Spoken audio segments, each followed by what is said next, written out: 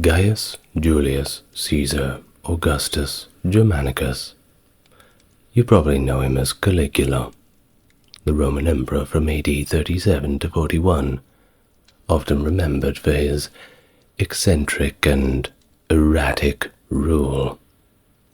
Coming to power as the successor to his great-uncle Tiberius, Caligula initially showed promise with acts that restored the practice of democratic elections and public spectacles, which endeared him to the people. However, things changed. His reign quickly descended into controversy and chaos, marked by financial extravagance, bizarre personal behavior, and ruthless political purges. His reign, though short-lived, offers a fascinating insight into the dangers of absolute power and its impact on Roman imperial policies and governance, and deserves to be talked about in a great amount of detail, which is exactly what I'm going to do. A video longer than the usual. Let me first welcome you to the channel. For the newcomers, allow me to say nice to meet you, and for those coming back, appreciate you being here again with me. Supporting the channel is as easy as enjoying the channel, and you're already doing that. A click on the like and subscribe certainly helps more people enjoy it, and if you want to go a bit further, there's a merch shop and a couple of links in the description. But for now, let's just get nice and relaxed, and we can begin. Born on August 31st in 12 AD in Antium, Gaius Julius Caesar Augustus Germanicus, known as Caligula, was one of 6 grandchildren of Germanicus and Agrippina the Elder to survive infancy.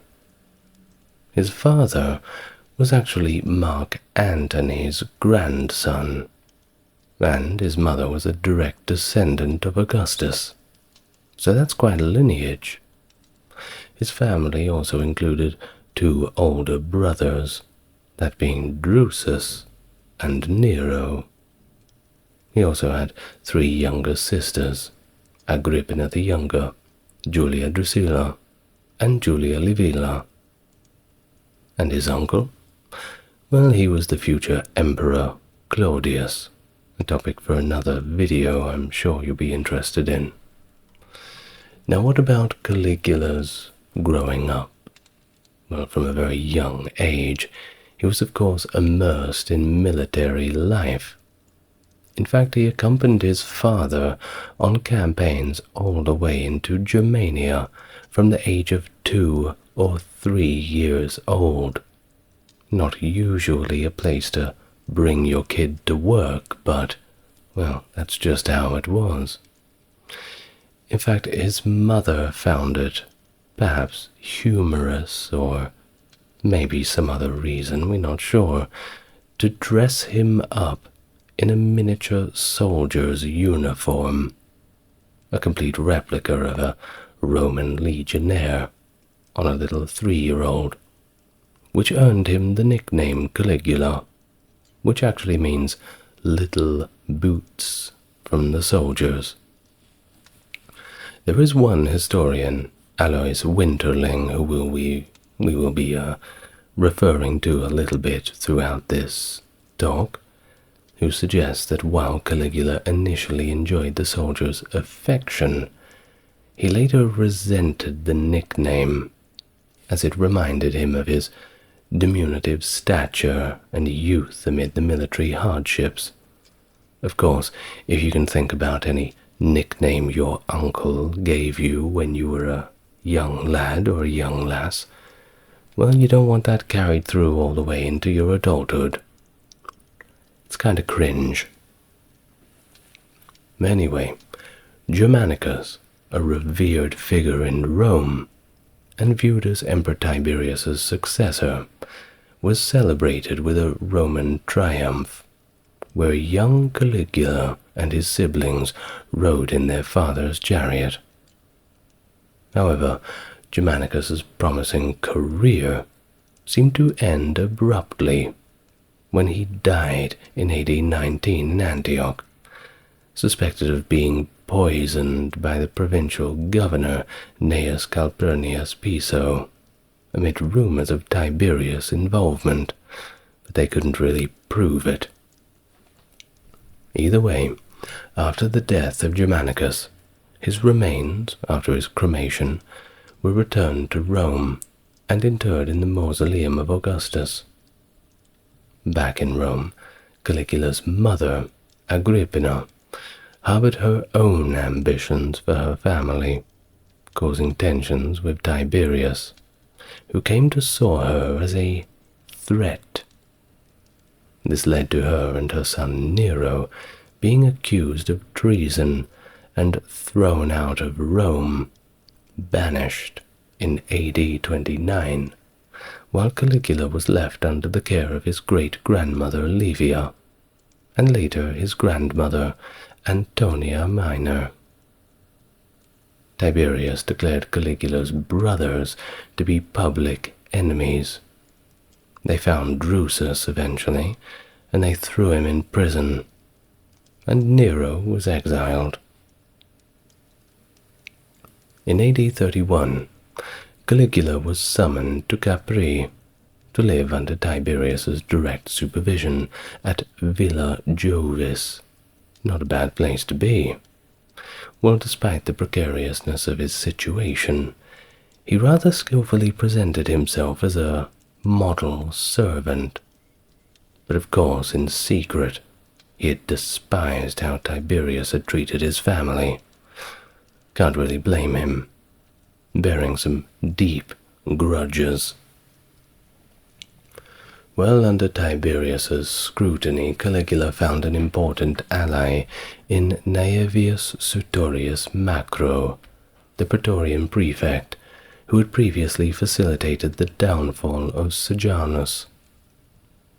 Macro served as a critical intermediary between the emperor and the Senate, and Philo, a Jewish diplomat present at Caligula's court, observed that Macro worked to mitigate any suspicions Tiberius might have held towards Caligula.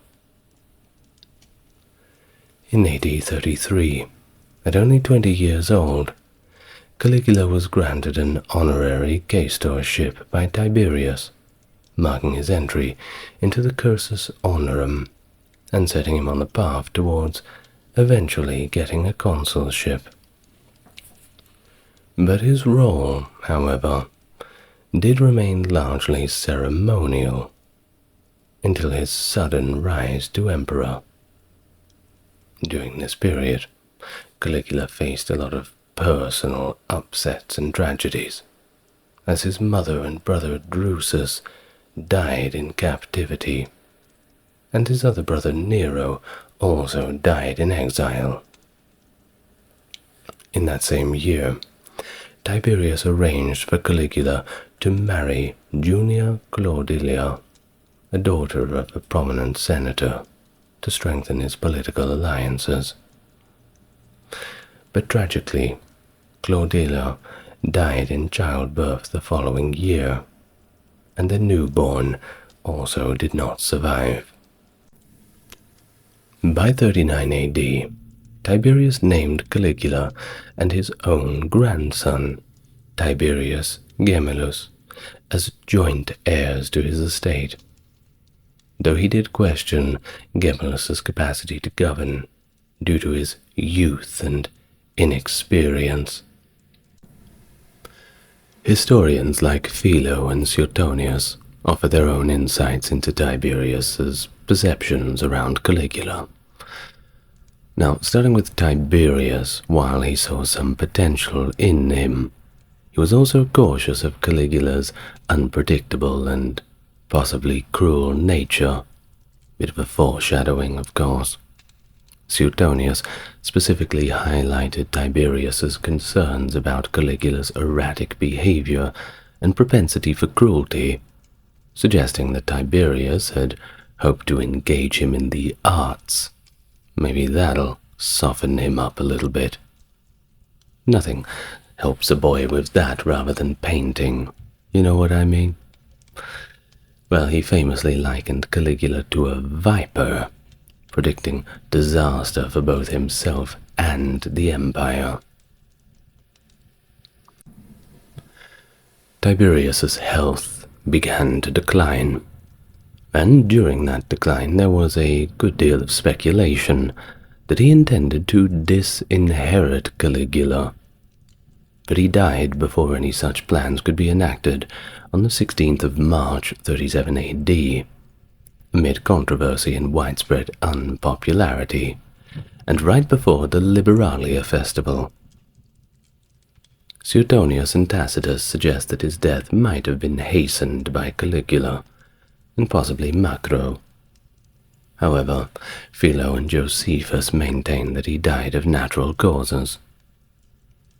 While following his death, Caligula was quickly proclaimed emperor by the Praetorian Guard at Misenum, and his status as the head of the Domus Caesarus and Pater Familias was also confirmed by the Senate, who also acclaimed him as imperator. Upon his return to Rome, the Senate granted him the extensive powers once held by Augustus, despite his limited political experience. The Senate's decision to confer such extensive authority on the young and frankly untested emperor was something that Rome had never seen before. Initially, Caligula showed a bit of restraint, refraining from adopting his new titles until his forced formal Senate meeting, likely aiming to alleviate the concerns of senators who were weary of the political machinations that had brought him to power, and there were still those rumors about him hastening the death of Tiberius, but once again, not proven. Either way, he was now endowed with the power to legislate or ignore any laws that he wanted. His reign began with significant autonomy. Initially, his approach as emperor was judicious and deliberate.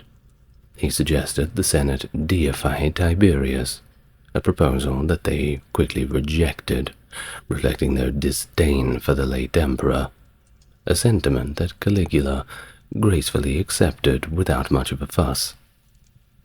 But he honored Tiberius in his own way with a state funeral and a very sincere eulogy, aiming to show his respect for the formalities of the role. Well, upon assuming power, the Senate quickly nullified Tiberius's will, which had designated 2 heirs on the grounds of his alleged mental unfitness.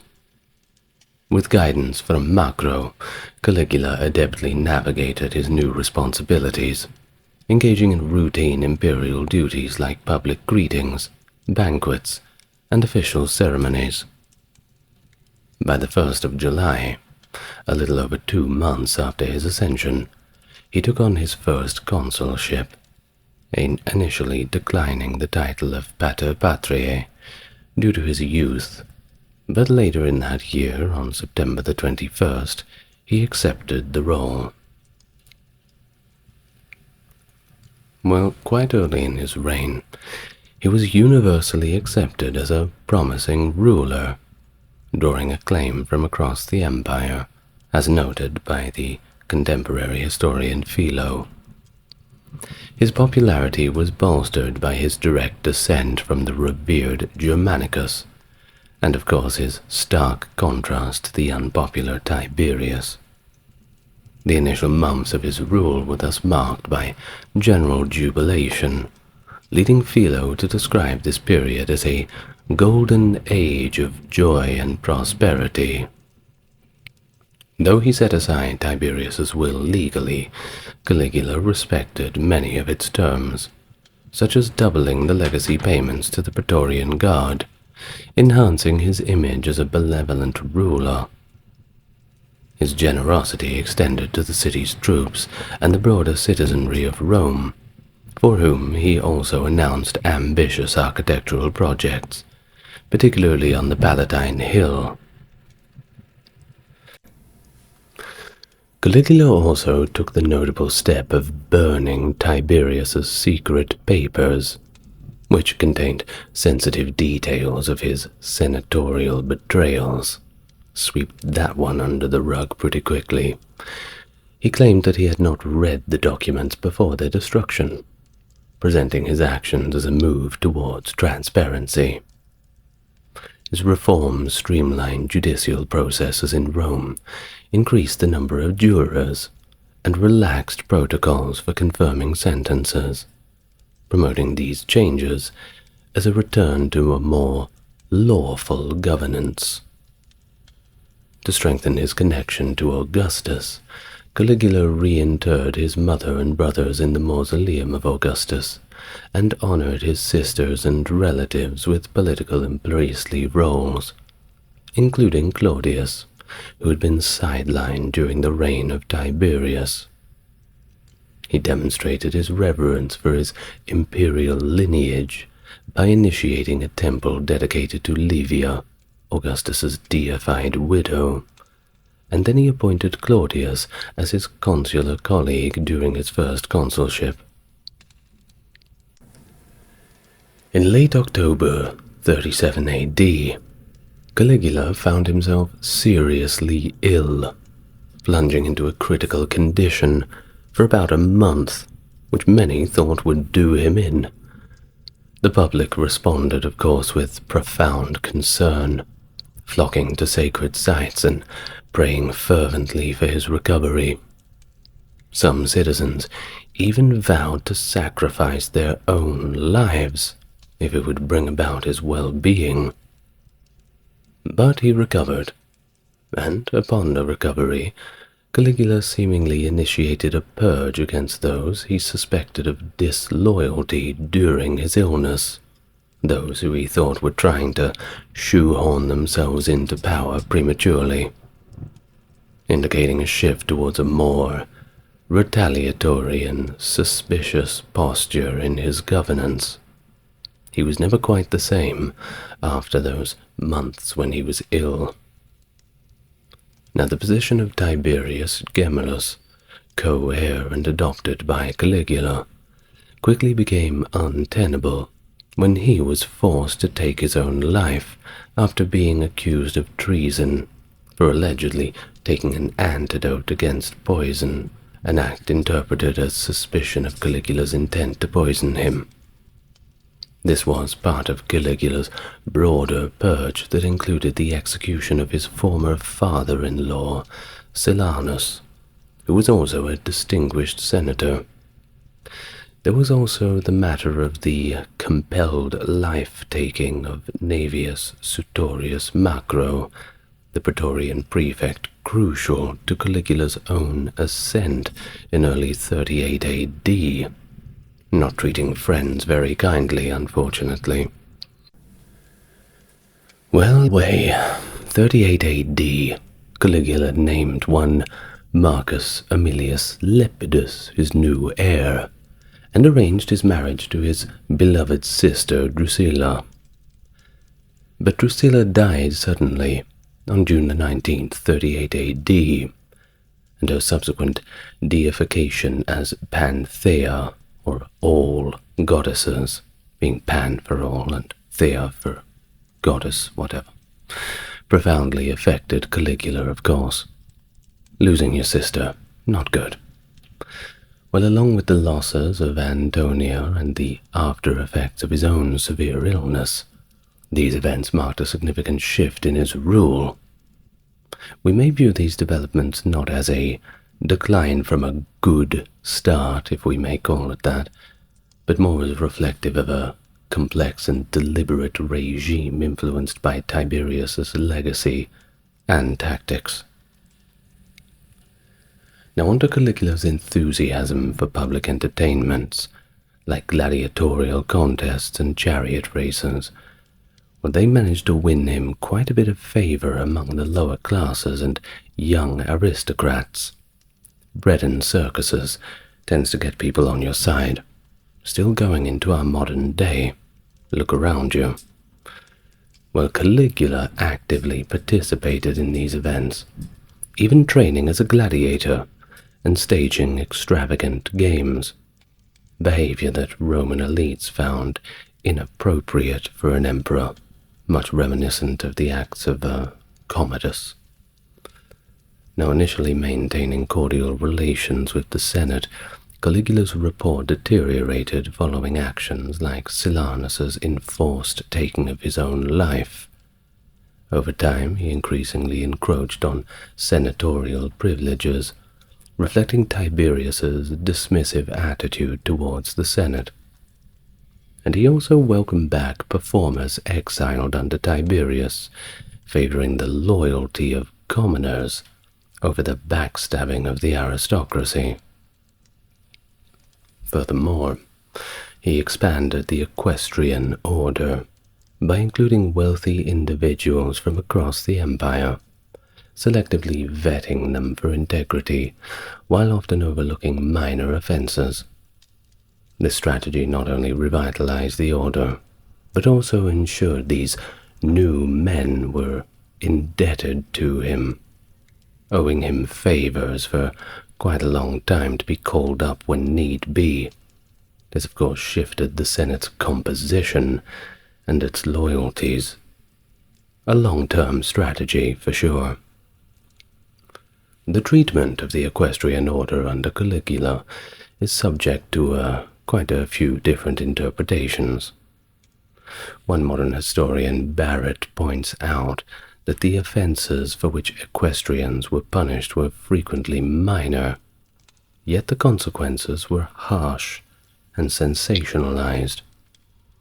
In contrast, Cassius Dio describes a chaotic episode at a circus where over 26 equestrians were killed, a narrative similarly recounted by Suetonius, though Suetonius reports a slightly lower number of casualties, and it was mainly due to an accident, being a crowd crush incident.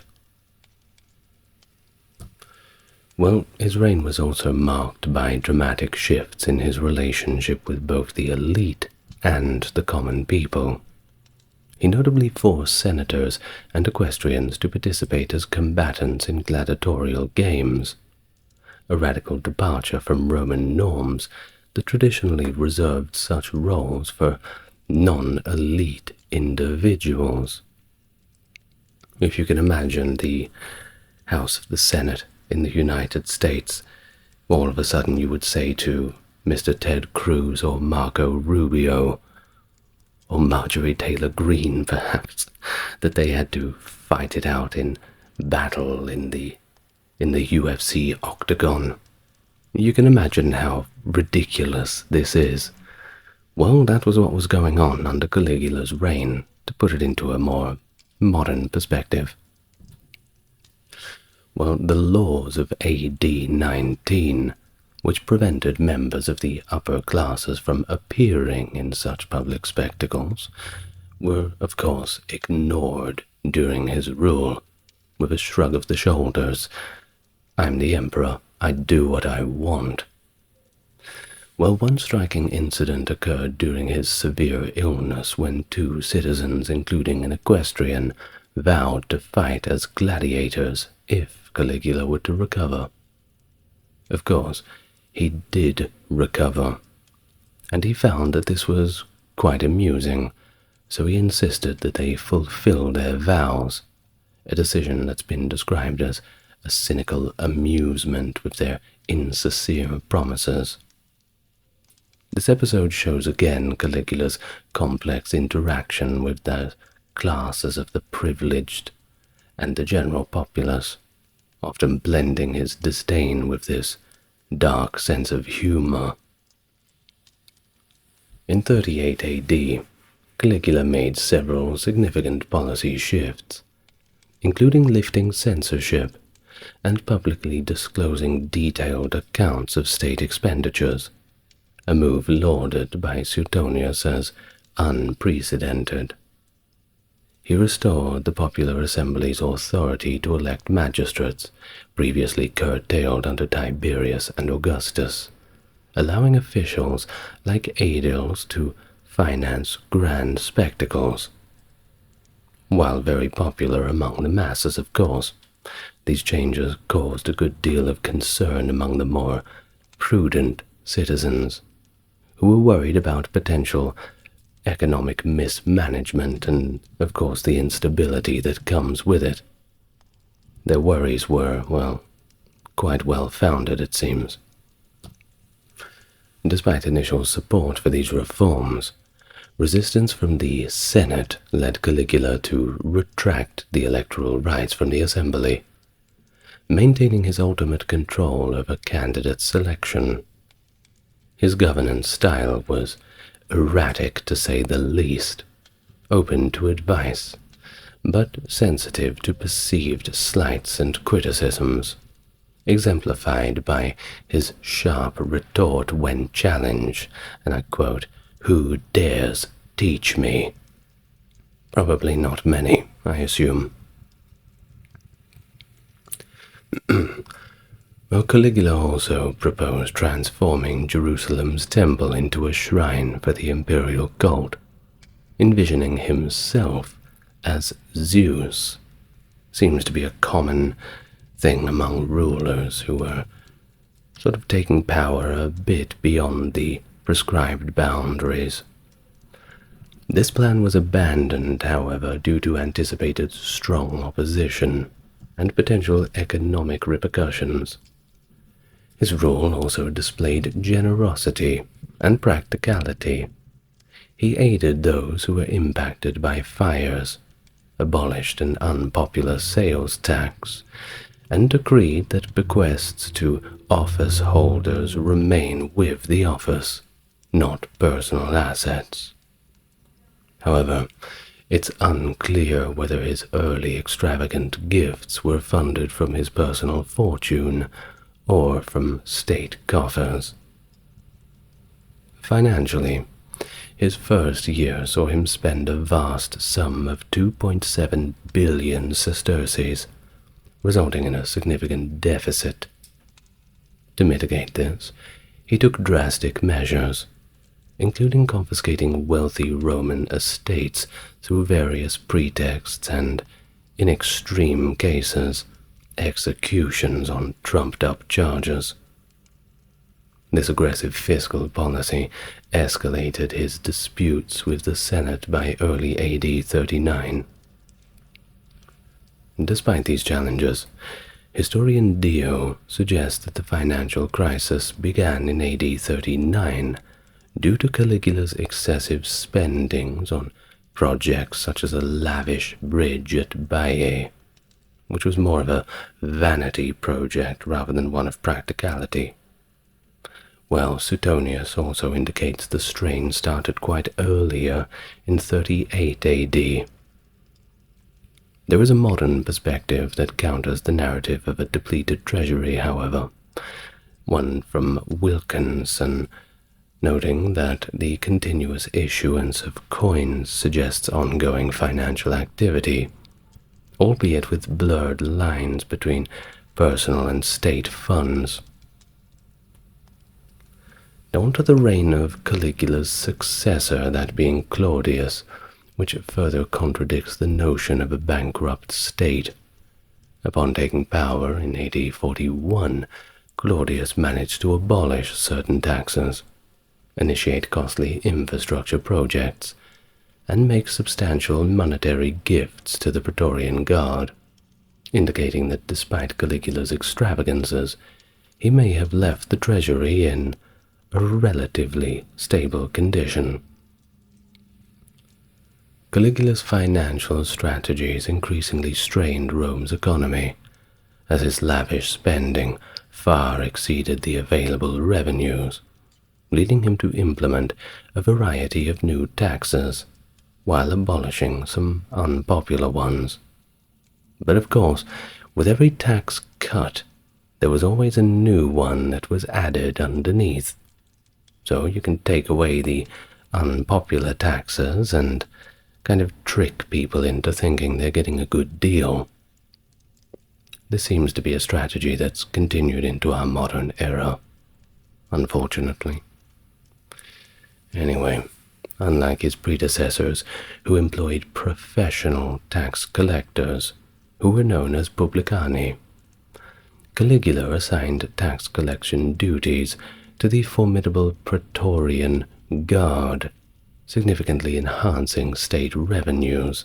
Of course, how could you say no to them? Think about it. If you were dealing with your normal accountant, you have the guy in the beige suit with his glasses and a 3-day growth. Not too intimidating. Well, if you have the police show up at your house with the batons in their hands and gun on the hip, well, perhaps you'd be paying your taxes with a bit more haste than usual. Well, Dio and Suetonius detailed the burdensome and diverse taxes introduced by Caligula, which targeted a wide range of economic activities. He imposed taxes on essentials like taverns, artists, and food vendors, personal and professional activities including litigation, weddings, and labor hiring, and even the incomes of night walkers, as we will call them on this channel, and managers as well. Now, additionally, he eliminated the tax exemptions traditionally granted to citizens of provincial Italy, imposing direct taxation to fund military efforts, which historically Italians had been exempt from. You can imagine that with all of these new policies, he was not becoming very popular. These extensive new taxes effectively doubled the tax burden during Caligula's reign and led to widespread public resentment. Josephus mentions protests at the circus that allegedly led to mass executions, though historian Barrett suggests such accounts might be exaggerated. Caligula also laid claim to inheritances, asserting that any assets or money left to his predecessor Tiberius, if uncollected at Tiberius's death, would immediately pass to him. Extending Roman legal principles, he claimed a portion of every will made by his subjects as a due to the state. This practice even applied to those who were in the military. While centurions were expected to bequeath part of their estates to the emperor, and those who failed to leave sufficient bequests or had acquired property through plunder were forced to forfeit these to the state. Suetonius and Dio recount that Caligula established a brothel in the imperial palace that even involved members of the Roman aristocracy. Pretty scandalous, don't you think? Well, a modern historian McGinn views these as possibly exaggerated from a single event. Perhaps there was a party thrown and word spread and, well, the fish just keeps getting bigger with whoever tells the story. Cassius Dio, however, in AD 40, notes that nobles living in palace apartments paid high rents for proximity to the emperor, and Praetorian protection does not mention a brothel. Suetonius describes this as a distortion of the traditional client-patron dynamic, with Caligula manipulating social rituals to extract payments. These friends, as we may call them, or rather obliged aristocrats, had to keep detailed records of payments and dues, under the guise of punishing the Senate's supposed treachery. Caligula's agents solicited individual gifts to confirm personal loyalties, rendering non-compliance completely unthinkable. It was a bribe, basically. You get yourself into trouble, or, well, perhaps you weren't doing anything wrong, but there is a perception that you have. If you want to change that perception, well, you'll have to give us something that glosses over the perceived slight. And Winterling portrays these residents as virtual hostages, under strict guard from the Praetorians, with those unable to pay facing predatory loans, further undermining Rome's elite, particularly targeting prestigious Roman families. Despite criticisms, many of Caligula's fiscal measures persisted beyond his reign. The military's involvement in tax collection, of course, continued, and the tax on night walkers remained effective until Severus Alexander's rule. Caligula's policy that bequests to an emperor were imperial property was institutionalized under Antoninus Pius, reflecting his lasting influence on legal and fiscal frameworks. Historians Suetonius and Dio take at face value the stories of a palace brothel staffed by aristocrats and their families, and it's no wonder they do. It seems a little bit out there. Now, modern historian McGinn also suggests these accounts may have been embellished from an isolated incident, a pattern that was also seen with emperors such as Commodus and Elagabalus. Dio's AD 40 narrative mentions noble tenants in palace suites paying excessive rents for the privilege of just living near the emperor, but there's nothing about any extra services. Now, Suetonius depicts Caligula inverting the traditional roles, accepting maintenance payments from aristocrats during social interactions. An extensive network required careful tracking of the payments, and Caligula's representatives would accuse the Senate of treachery and then request these gifts to demonstrate loyalty. A bad situation for anybody around. Well, of course, there were biographers at the time who mocked Caligula's taxes, but many of them persisted after his death. His coinage strategy combined continuity with a bit of innovation, adhering to the monetary framework of Augustus and Tiberius, while introducing some unique designs and themes. He initially continued minting precious metal coins at Lugdunum, but possibly moved this operation to Rome around 37 AD, a change that might have occurred under Nero's rule. Base metal coin production remained consistent in Rome throughout his reign. His coins often featured his family, including Divus Augustus, his parents Germanicus and Agrippina, and his siblings, showing his Julian and Claudian lineage and promoting imperial unity. However, by 39 AD, due to the growing distrust, he removed his sisters from the Sesterci, reflecting suspicions about their loyalty. He also issued a sesterce celebrating the Praetorian cohorts, which reinforced their allegiance. Economically, his coinage included a quadrans, symbolizing the abolition of the ducenstima sales tax. His coins are rare today, actually, likely due to limited production during his short reign, rather than formal condemnation. Common designs feature deities and family members, including Vesta, Germanicus, and Agrippina the Elder, with the prevalent as featuring his grandfather Agrippa. Additionally, he maintained the Caesarea Mint in Cappadocia, established by Tiberius to produce silver drachmae for military expenses.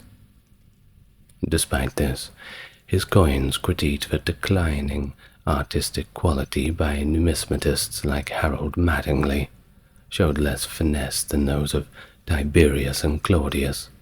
The workmanship was just simply not there.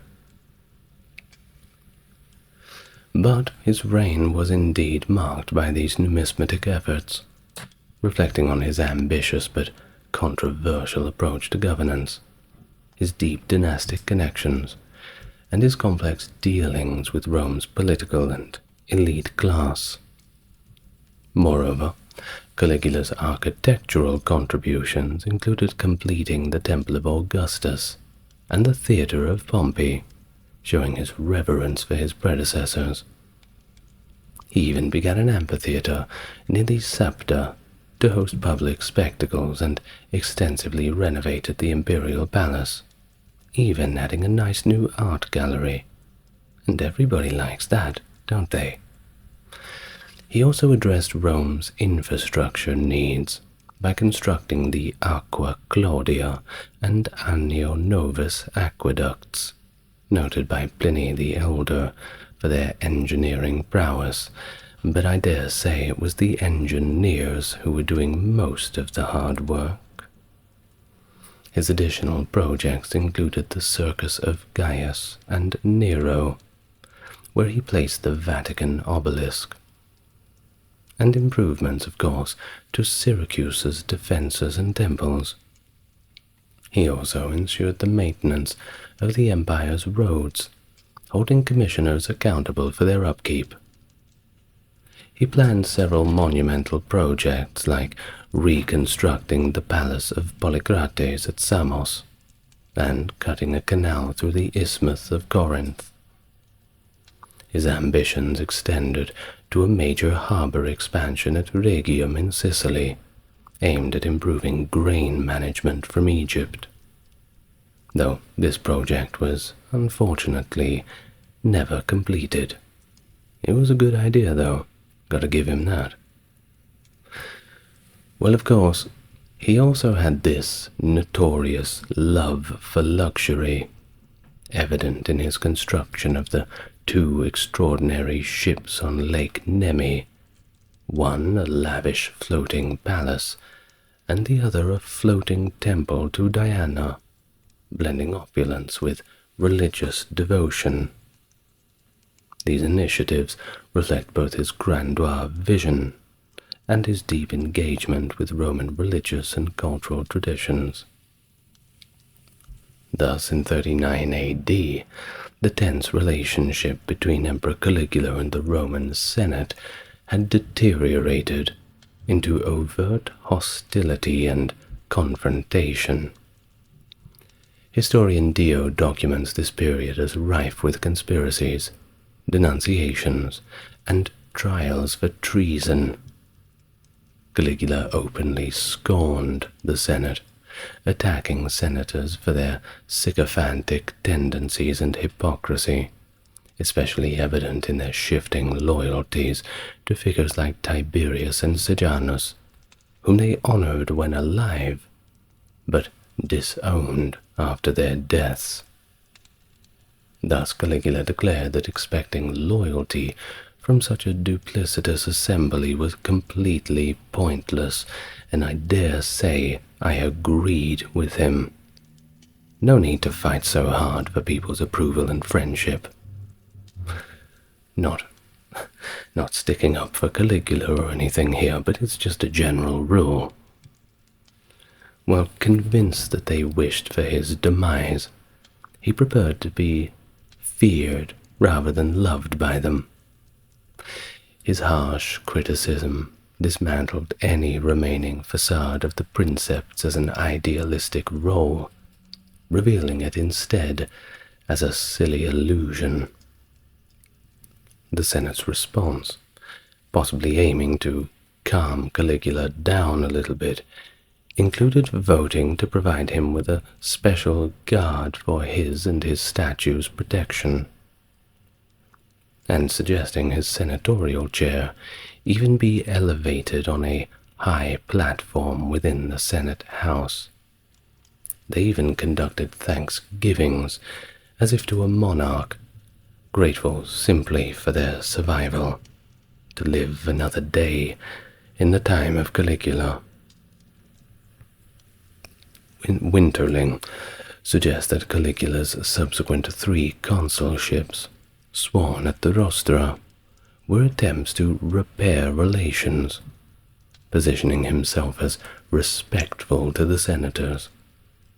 However, these actions may be seen as demonstrations of Caligula's resolve to dominate both the Senate and the state, marking a descent into mismanagement, mistrust, and a regime characterized by arbitrary terror and widespread executions, far removed from any initial hopes for benevolent governance.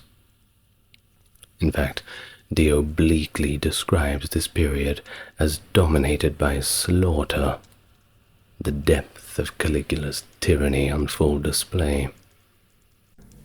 But contrary to some claims, Caligula seems to have not destroyed Tiberius's treason trial records, but rather reviewed them, determining many senators previously acquitted were actually guilty of conspiracy against the emperor and the state, whichever one came first. This error saw many, including some who had testified against Caligula's family, actively engaging in prosecutions, leading Caligula to suspect that they might now conspire against him. This initiated new investigations, though Dio's claims of numerous senator executions are not widely supported, with some senators even thriving under Caligula's rule. That being said, they had to do quite a lot of bootlicking, I'm sure. Despite this notorious cruelty, Caligula opted for public humiliation over outright execution. In early September, Caligula dismissed 2 suffect consuls for inadequately celebrating his birthday and focusing too much on the anniversary of the Battle of Actium, a battle which he deemed as unworthy of celebration, especially when it was his birthday. One dismissed consul later took his own life, possibly seeing the writing on the wall, under suspicion of conspiracy by Caligula. Now here's another interesting story. It's the story of Incitatus, Caligula's favorite racehorse, often cited by Suetonius and Dio, and it illustrates Caligula's plans to make the horse a consul or a priest, reflecting his dark humor and mockery of the Senate. The whole thing was just a big joke to him.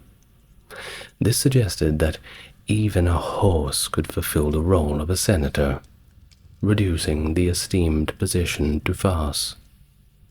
While some interpret Caligula's insult to the consulars, others, like Woods for example, argue that it wasn't intended to degrade the consulship, but was misinterpreted by Suetonius as evidence of madness, embellishing the tale with such satirical details.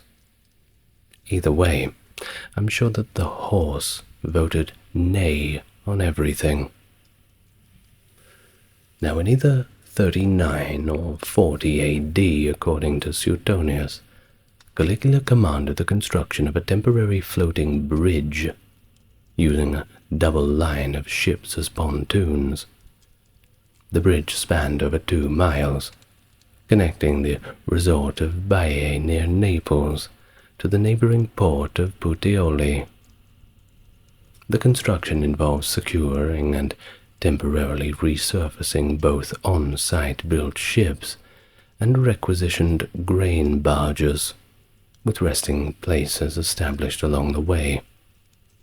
The practical purpose of this bridge remains somewhat unclear. It may have been that it was intended to symbolize Caligula's planned invasion of Britain. We don't know. Well, the bridge's inauguration was marked by a 2-day ceremony with offerings to the sea god Neptune and Invidia, resulting in the sea remaining calm, which was seen as a favorable omen. The bridge was compared to the Persian king Xerxes' pontoon bridge across the Hellespont of earlier times, reflecting its grandeur and ambitious nature. For the opening ceremony, Caligula actually wore the breastplate of Alexander the Great, and of course it wouldn't be a party without his favorite horse, Incitatus, which he rode across the bridge. This act might have been a deliberate defiance of a prediction that was made by the soothsayer of Tiberius, Thrasyllus of Mendes, who had allegedly said that Caligula had, I quote, no more chance of becoming emperor than of riding a horse across the Bay of Baiae. On the second day, Caligula rode the bridge back and forth several times at full speed, accompanied by soldiers, prominent nobles, and a few hostages. Seneca and Dio later claimed that Caligula's use of Rome's grain ships for the bridge had dangerously depleted grain imports. However, it's been dismissed as an absurd accusation by modern historians, noting that if the bridge was completed in 39 AD, it would have been way too early to affect the annual grain supply in any sufficient way. It's also been suggested that a genuine grain crisis was opportunistically blamed on this extravagant episode. Dio places the construction of the bridge soon after Caligula's vehement denunciation of the Senate, speculating that the emperor intended the event as a demonstration of his absolute power. It could be, and it may be that the bridge represents both a striking example of Caligula's wasteful extravagance, but also a symbol of assertion of his dominance over the Senate and the state, effectively telling them, I do what I want, with its pointlessness possibly being the entire point. Well, during Caligula's reign in general, tensions between native Jews in Judea, Jews of the diaspora, and ethnic Greeks significantly intensified. Both Jews and Greeks had settled throughout the Roman Empire, with Judea being ruled as a Roman client kingdom. The roots of these tensions were complex, stemming from the spread of Greek culture, the imposition of Roman law, and the rights of Jews within the empire, along with a good bit of difference in religious practices. Well, as we all know, putting people with wildly different religious beliefs right next to each other, a bit of a recipe for disaster, I'm afraid. In Egypt, particularly in Alexandria, these tensions were exacerbated by the social hierarchy. While Alexandrian Greeks enjoyed full status as citizens, the Jews were classified merely as settlers, lacking statutory or citizen rights, except those granted by Roman governors. This disparity fueled Greek fears that official recognition of Jews as citizens would undermine their own privileged status. I mean, if everybody has the right, well, what's the right worth if everybody has it? Caligula's intervention in Egypt further complicated matters. He replaced the prefect of Egypt, Aulus Aubilius Flaccus, with one Herod Agrippa, the governor of Batanea, and Trachonitis, who was also a personal friend. I'm sure that had quite a bit to do with it. Flaccus had been loyal to Tiberius and Gemellus, and had conspired against Caligula's mother, having connections with Egyptian separatists. In 38 AD, Caligula sent Agrippa to Alexandria, unannounced, to check up on Flaccus. According to Philo, Agrippa's arrival was met with derision and mockery from the Greek population, who scornfully viewed him as a makeshift king of the Jews. The situation escalated when a mob of Greeks broke into synagogues and erected statues and shrines of Caligula, violating Jewish religious laws. Flaccus exacerbated the situation by declaring the Jews foreigners and aliens and confining them to one of Alexandria's 5 districts, effectively shoving them into a ghetto where they endured appalling conditions. Philo's account details various atrocities inflicted on the Jews by the Greek population within this ghetto. Not a good place to be, that's for sure. Well, in terms of responsibility for all the unrest, Caligula pointed the figure directly at Flaccus, subsequently exiling and eventually executing him. This intervention shows the complexity of the political, social, and religious factors that marked Caligula's reign and contributed to the enduring conflicts within the Roman Empire. In 39 AD, Agrippa accused his uncle, Herod Antipas, the Tetrarch of Galilee and Perea, of conspiring with Parthia to rebel against Roman rule.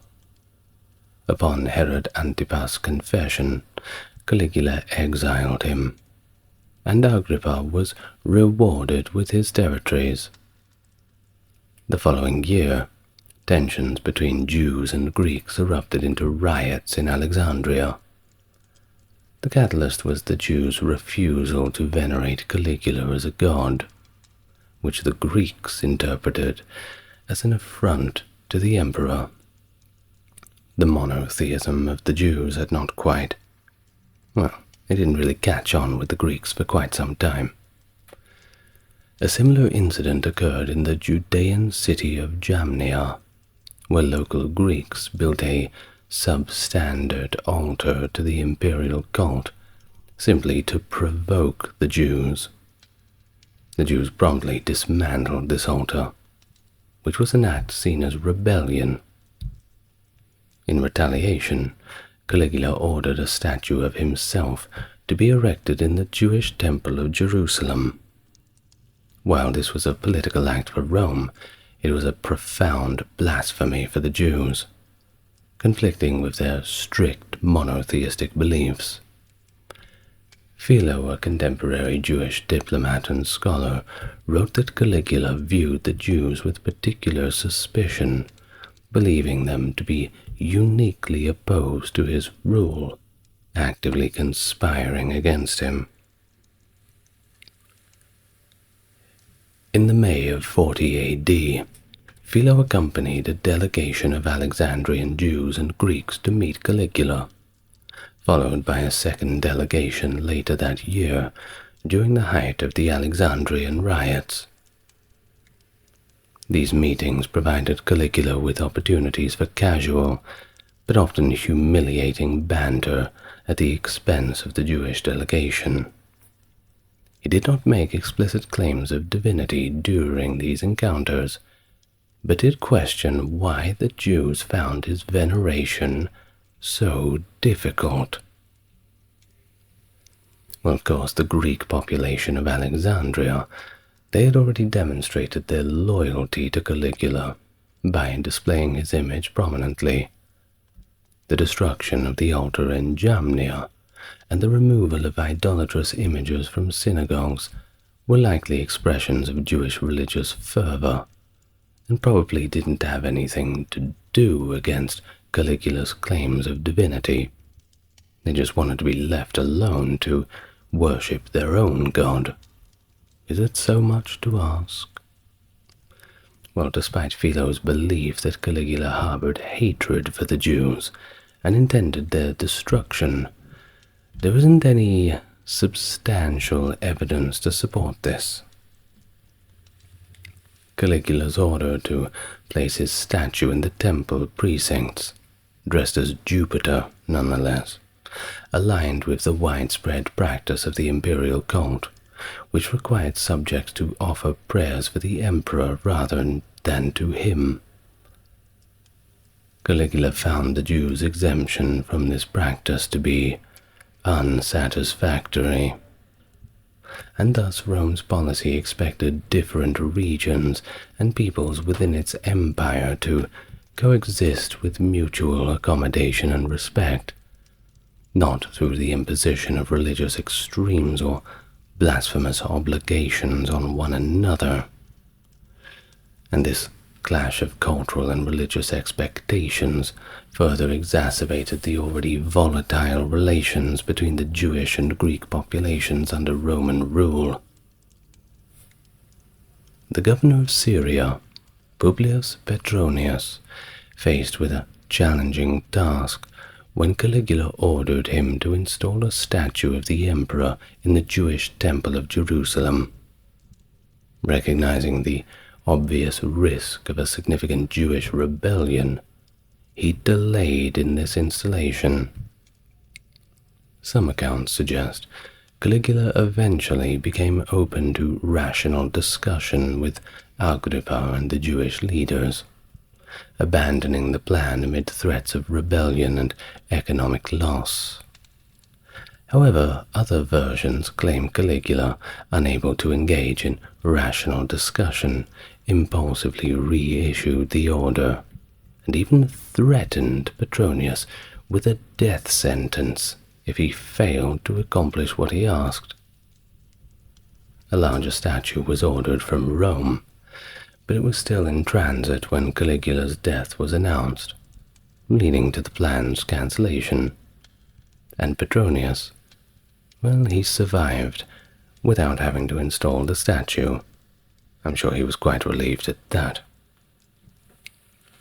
Philo mentions a rumor from 40 AD that Caligula planned to leave Rome and rule as a divine monarch from Alexandria, resembling past rumors about Julius Caesar.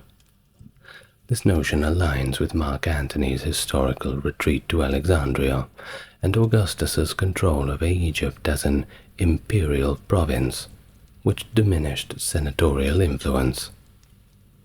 Egypt, for its grain, fascinated Romans with its perceived exoticism and immorality. Now there was also rumors of incest between Caligula and his sister Drusilla, suggested by their grandmother Antonia and reported by Suetonius. They are actually viewed quite skeptically, at least among modern historians, who find very little substantial evidence to support these claims, and the way that they're put across in the old sources seems to be in a way to whip up a scandal, a bit of an insult, an attack on someone's reputation.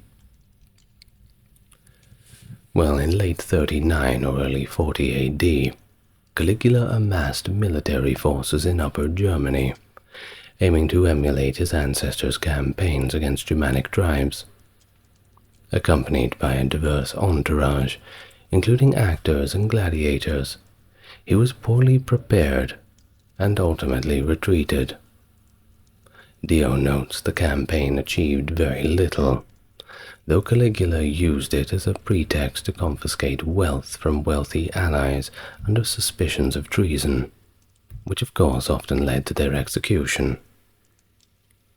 One notable victim of Caligula's suspicion was the imperial legate Gaius, whom he accused of nefarious plots and subsequently executed. Dio suggests that Gaius' real crime was actually his popularity with the troops, stealing the limelight effectively. Caligula also implicated Lepidus, along with his two sisters, Agrippina and Livilla, in this same conspiracy. Lepidus was executed, while Agrippina and Livilla were formally exiled, condemned for the crime of adultery. A senatorial embassy from Rome, led by Caligula's uncle Claudius, arrived to congratulate the emperor on suppressing the alleged conspiracy. They were met with hostility, however, and Claudius was supposedly ducked in the Rhine, although this might have been penalty for losing a Latin and Greek oratory contest organized by Caligula in Gaul that winter. Upon his return from the north, Caligula abolished the theatre seating plans introduced by Augustus, which had allocated seating based on rank. Instead, seating was left to chance, first come, first serve, which of course, as you can imagine, led to chaotic free-for-alls where all the senators competed with common citizens for the best seats, all while Caligula would reportedly watch on and giggle at them fighting amongst each other. In the final days of his reign, Caligula prepared for his imminent ovation in Rome, following his northern military activities and the suppression of Lepidus. He sent a communique indicating that he would only return to those who wanted him back, specifically mentioning the equestrians and the people, but conspicuously excluding the Senate, reflecting a deepening mistrust of the senatorial class. In late 39 AD, Caligula wintered in Lugdunum, which is modern-day Lyon, where he orchestrated a series of auctions to raise funds. He began by auctioning off portable property of his exiled sisters, including their jewelry, their slaves, and freed men. According to Dio, wealthy bidders at these auctions often offered significantly more than the items were worth, either to demonstrate their loyalty or to dispose of wealth that might otherwise make them targets for execution. Caligula reportedly used intimidation and various auctioneer tactics to inflate the prices. One particularly notable event, described by Suetonius, involved a Praetorian gentleman who, after dozing off during a gladiator match, awoke to find that he had unexpectedly purchased 13 gladiators for the exorbitant sum of 9 million sesterces. The success of this first auction had prompted Caligula to transport many furnishings from his palace in Rome to Lugdunum for a second auction. These items included valuable family heirlooms, and Caligula himself recited their provenance during the auction to ensure they fetched high prices due to their imperial associations. The income from the second auction was, compared to the first, relatively modern. Caligula once again played a role as a vendor and auctioneer himself during this second auction, but this time he was surprisingly benevolent, contrasting with his usual tyrannical image. While auctions of imperial property were acceptable methods to balance the books, I suppose we can say, practiced by emperors like Augustus and Trajan, they were still expected to benefit both the bidders and the vendor. Roman auctioneers were generally held in quite low esteem, but during this second term, Caligula appeared to act more like a benevolent princeps, conducting the sale without malice, greed, or intimidation. In the spring of 40 AD, Caligula made an attempt to extend Roman rule into Britannia. To this end, 2 legions were raised, both likely named Primoganie, in honor of Caligula's newborn daughter. Ancient sources offer varying and often contradictory accounts of this venture, depicting Caligula as either too cowardly to launch an attack, or as being deterred by mutinies among his troops, evidenced by his threats of decimation. The exact reasons why the army never embarked on the invasion remain a mystery to this day, but we do have several theories that have been proposed. One possibility is that the British chieftains might have acquiesced to Roman demands, thereby eliminating any immediate cause for the war. Alternatively, the expedition may have been intended as a training and scouting mission, or even a brief venture to accept the surrender of the British chieftain Adminius.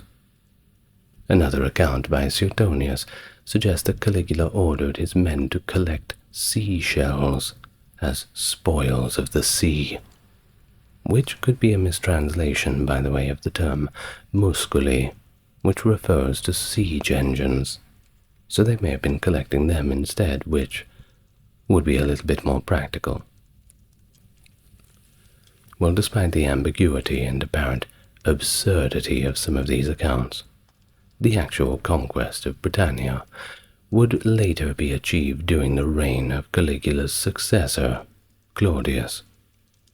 This subsequent invasion successfully extended Roman influence over the island, fulfilling the ambitions that Caligula had initially set in motion. In 40 A.D., Caligula annexed Mauretania, a strategically important and wealthy client kingdom of Rome, inhabited by a fiercely independent semi-nomadic tribe, very resistant to Romanization. The kingdom was ruled by Ptolemy of Mauretania, who was a noble descendant of Juba II. Ptolemy was known for his vast wealth and reputation for incompetence, failing to suppress a local uprising that would have been easy work for somebody with a little bit of skill. Typically, incompetent client kings were retired to a comfortable exile, but Caligula decided to make a break with this tradition, summoning Ptolemy to Rome and having him executed sometime after the spring of 40 A.D. It was a drastic action, and it incited a rebellion in the province due to Ptolemy's popularity and the disruption caused by his removal. Following the annexation, Mauretania was divided into two provinces, Mauretania Tingitana and Mauretania Caesariensis, separated by the river Malua.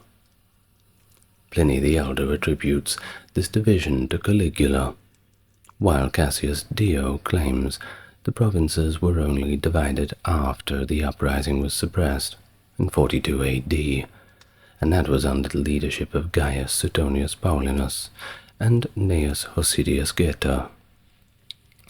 This discrepancy suggests that Caligula may have planned the division, but decided to postpone its implementation due to the rebellion. The first known equestrian governor of the joint provinces was Marcus Fadius Celer Flavianus, who took office in 44 A.D. The details of the Mauretanian events from 39 to 44 are largely lost, including an entire chapter by Dio specifically writing about the annexation. But both Dio and Tacitus imply specifically that Caligula's actions were driven more by personal motivations, such as fear, envy, and a desire to compensate for his own military failures in the north, rather than by pressing military or economic needs. The earlier rebellion of Tacferianus had exposed the vulnerability of Africa Proconsularis to the west, highlighting the inability of the Mauretanian claimant kings to protect the province effectively. In this context, it can be suggested that Caligula's annexation of Mauretania could have been a strategic move to secure the region against further threats. Despite the immediate unrest that it provoked, seems that the game was worth the candle at least. Philo, a contemporary of Caligula, recounts that the emperor would costume himself as various heroes and deities, beginning with demigods like Dionysus, Heracles, and the Dioscuri, and eventually emulating major gods such as Mercury, Venus, and Apollo. Philo describes these impersonations in the context of private pantomime or theatrical performances, which he may have witnessed or heard about during his diplomatic visit. As a Jew and a monotheist, Philo interpreted these actions as evidence of Caligula's madness, believing the emperor sought veneration as a living deity. Caligula's behavior did have some precedent. Augustus had once hosted a party where he and his guests were dressed up like Olympian gods, with Augustus appearing as Apollo. This event, however, did not result in anybody being labeled insane, nor did anybody claim to be the god they impersonated.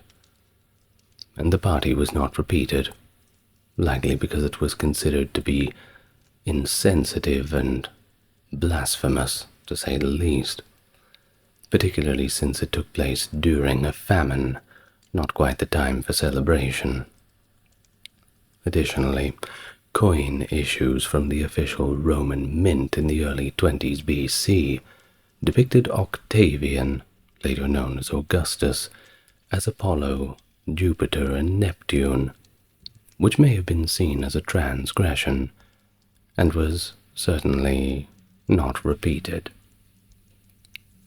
Caligula, however, seemed to take his own impersonations less seriously than others, and certainly less so than Philo. According to Dio, during an episode where Caligula dressed as Jupiter and pronounced oracles to a crowd from a high place, a Gallic shoemaker had laughed and said that Caligula looked like, I quote, a complete idiot.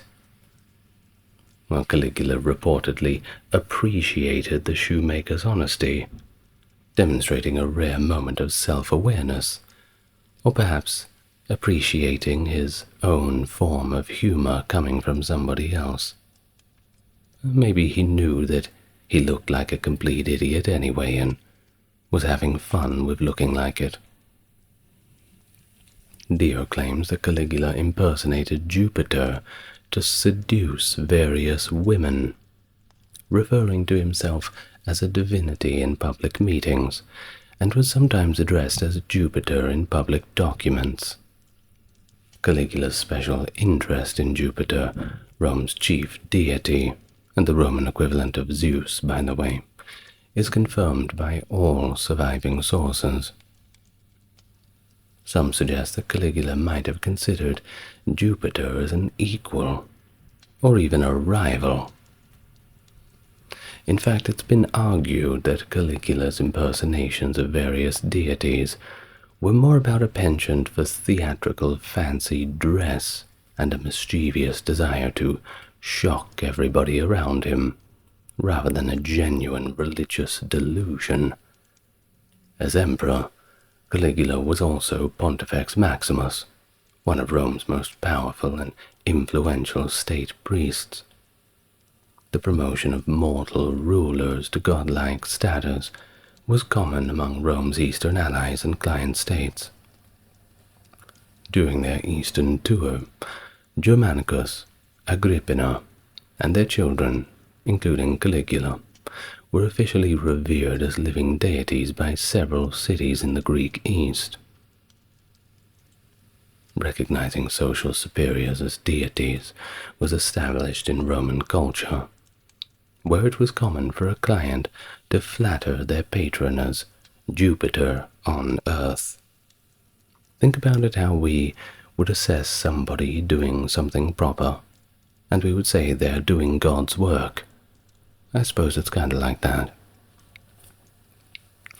The Divi, or deceased imperial family members elevated to divine status, were officially sanctioned by the state, which also appointed their priesthoods and funded their cults. For example, Cicero opposed Caesar's divine honors during his lifetime, but referred to Publius Lentulus as parent and god, in thanks for his help against Catiline.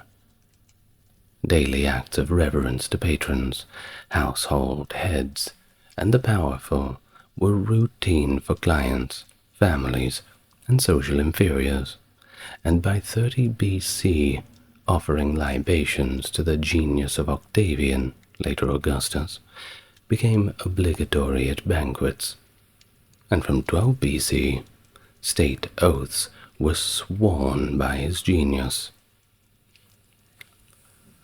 Well, despite Dio's claims to the contrary, municipal cults to Augustus during his lifetime were widespread in Italy and beyond, supported locally without any recorded prosecutions for emperor worship. Caligula took his religious responsibilities very seriously, replacing the old priest of Diana at Lake Nemi, reorganizing the Salii, the priests of Mars, that is, and insisting that the Flamen Dialis, Jupiter's chief priest, could not swear any oaths, including the imperial oath of loyalty. Caligula also aimed to incorporate or share the nearly completed Temple of Apollo in Didyma for his own cult, preparing a statue for it, though it was likely never installed. When Pausanias visited, more than a century later, the temple's cult statue was of Apollo, and there was no trace of Caligula. Suetonius and Dio mentioned a temple to Caligula that was on the Palatine Hill, linked to his residence near the temple of Castor and Pollux, where Caligula humorously claimed the twin gods as his doorkeepers. Although Dio claimed 2 temples were built for Caligula in Rome, this is also unconfirmed, and if there was a temple on the Palatine, Caligula likely funded it himself through his own personal treasury. Now, in terms of how the Greeks felt about him, he was hailed by a Greek embassy as the new god Augustus, and thanked in early Cyzicus inscription as a new sun god. And as far as the Egyptian, well, some provincial Egyptian coinage depicted him with a radiant crown of the sun god, or Divis Augustus, presenting him as a Neos Helios, or new sun, though not all of his coinage featured these divine symbols. Compared to major deity cults, genius cults were quite modest. Augustus, posthumously, was less intensely worshipped than the fuller deities. Tiberius banned his own cult in Rome, actually, likely cautious of Caesar's fate after being declared a living divinity, which was not taken kindly to, and mandated that any provincial temples in his honor include the genius of the state, promoting a collective form of veneration. As far as Caligula, well, he commercialized his genius cult, selling priesthoods to wealthy nobles for 10 million sesterces each, and offering loans for those who were unable to pay up front. It's better be worth it for that price. Notable priests included his wife, Caesonia, and his uncle Claudius, who was reportedly completely bankrupted by the expense, marking the cult as a means of personal enrichment and also humiliation for the elite. Despite tensions with the elites, Caligula was popular among the masses. There is no evidence of Caligula wanting to replace or remove other deities or demanding to be worshipped as a god, but he did welcome such treatment when offered. He took his own genius cult seriously, but ultimately alienated key figures, which led to his assassination. On January 24th, 41 AD, just before his planned trip to Alexandria, Caligula was assassinated by Praetorian tribunes Cassius, Carrea, and Cornelius Sabinus, among a few others. According to Josephus, many in Caligula's inner circle were involved, while Dio suggests a broader conspiracy. However, likely only a few knew of the plot to ensure its success. Previous attempts had failed due to the complexities of betrayal, highlighting the Senate's typical disunity and mistrust, complicating coordinated efforts. In the account of Josephus, Correa is portrayed as a noble idealist, committed to republican ideals, yet personally motivated by Caligula's insults, such as demeaning watchwords and apparently mocking his accent. Well, I'd know about that. A lot of people in the comments. Well, despite enduring Caligula's mockery and performing his torturous orders, Correa led the assassination during a performance for Divis Augustus. The attack, confined and sudden, left no escape for Caligula, and he was dead before his guards could get to him. The chaos afterwards saw Caligula's Germanic guard mistakenly kill several attendees, including innocent senators. Josephus also notes that the Senate attempted to restore the Republic after Caligula's death, abolishing the emperor's role and reviving senatorial privileges. However, the general populace was shocked by Caligula's murder, feeling at a loss without his leadership. The conspiracy appeared to be largely driven by the elite interests, and after confirming Caligula's death, some nobles and senators boasted of their involvement, while others disassociated themselves from the plot. The assassins also killed Caligula's wife, Caesonia, and even their daughter, but they failed to locate his uncle Claudius. Hidden behind a curtain, Claudius was discovered eventually, and, supported by a faction of the Praetorian Guard, was declared emperor. The Senate, seeing very few alternatives, had no choice but to accept Claudius. Caligula's advisor, Callistus, may have facilitated this succession by secretly supporting Claudius. Caligula's assassination, a clear act of regicide, challenged Claudius's rule. He had to address the murder without undermining the Principate's legitimacy, considering Caligula's remaining popularity among Rome's lower classes, and there was more of them than there were upper classes. So, Claudius responded by securing his position with the appointment of a new Praetorian prefect, executing the key conspirators, and allowing Sabinus to take matters into his own hands. He also declined the Senate's request to officially denounce Caligula and destroy symbols of the Caesarian legacy. Instead, Claudius took a more measured approach. Caligula's name was removed from the official lists of oaths and dedications, and certain statues and inscriptions of Caligula were discreetly removed. Most of Caligula's statues had their heads recut to resemble Augustus, Claudius, and in one case Nero, who would of course suffer a similar fate at a later time.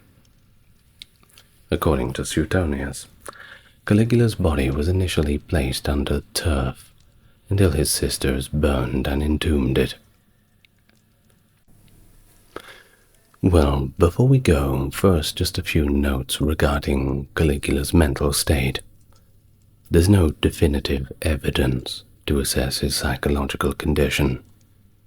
Sources that portray him negatively often aim to discredit him, a little bit biased, focusing more on his alleged misdeeds and misuse of power.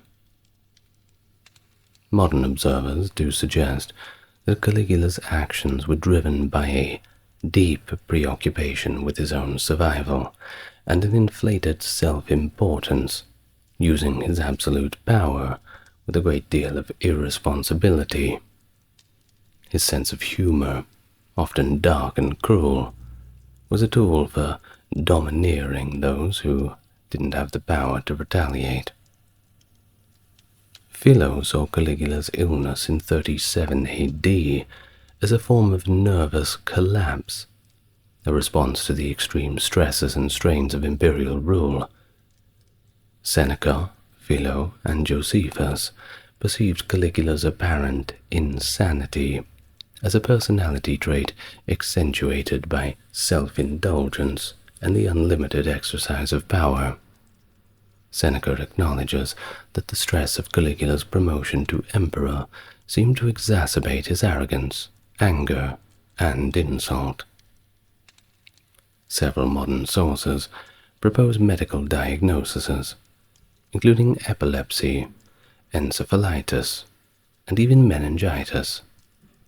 Suetonius claims that Caligula had a falling sickness, which could have been epilepsy in his youth, and this diagnosis has been somewhat refined to an interictal temporal lobe epilepsy, with a consequent fear of seizures preventing him from learning to swim.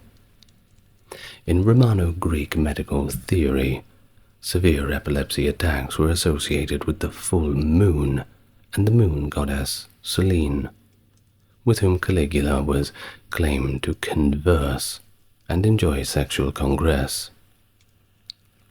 Suetonius' descriptions of Caligula as physically repulsive are neither reliable nor are they likely, considering his ecstatic and enthusiastic reception as a youthful princeps by the populace. In the ancient world, a person's physique was often believed to be a reliable guide to their character and behavior. For what's that's worth, we don't know. Well, I'd like to thank my top-tier patrons.